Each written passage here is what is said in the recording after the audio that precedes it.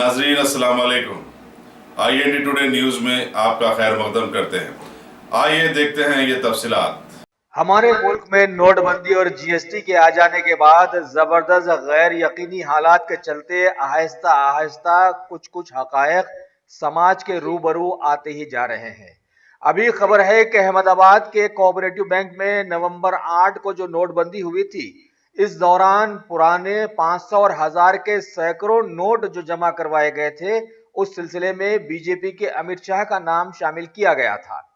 हाल ही में इस सिलसिले में एक रिपोर्ट हमारे मुल्क की 4 बड़ी वेबसाइट्स जैसे first post, news18.com, times now और द न्यू इंडियन एक्सप्रेस ने जारी की थी।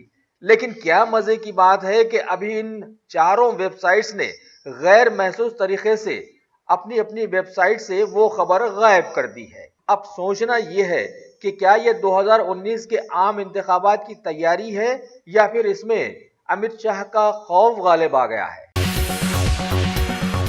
अगर आपने हमारे चैनल को सब्सक्राइब नहीं किया है तो आपको यहाँ सब्सक्राइब बटन दिख रहा है, उसे क्लिक करिए और सब्सक्राइब कीजिए और साथ ही साथ बेल आइकॉन को भी क्लिक करिएगा, जिससे कि आपको ताज़ा अपडेट मिलते रहें।